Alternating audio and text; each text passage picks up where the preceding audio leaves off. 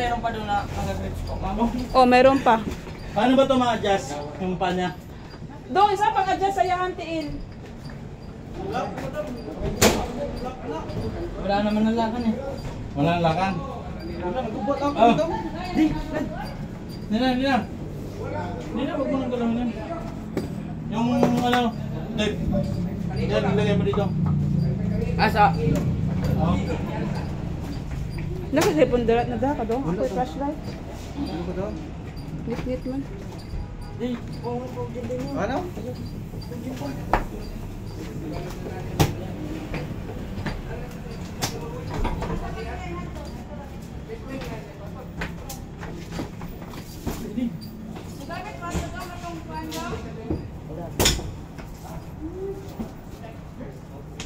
Ma'am, katong booster gamiton gyud mo ninyo.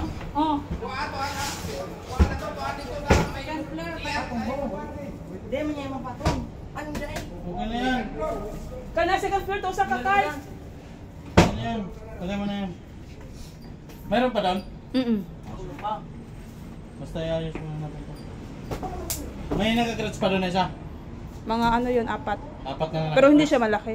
Ano yun? Sige tayo, pasok natin dito. Oh, pwede lang yan dyan. Pag napasukan to, hindi na yan gagalaw papunta rito. Hindi na yan. Ibibid ko yan para hindi gumalaw. Ilubid mo na lang, boss. Ito. Itong gagamitin ko dyan, oh.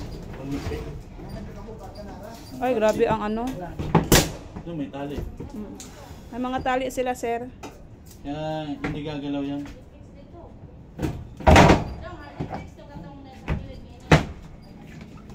Ito.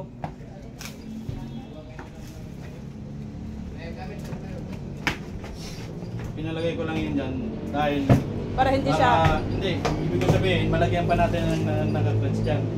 Oo, boss. Kasi pag hindi ko yun dyan pinalagay, wala na, hindi na naman malalagyan yan. Para dyan na yan.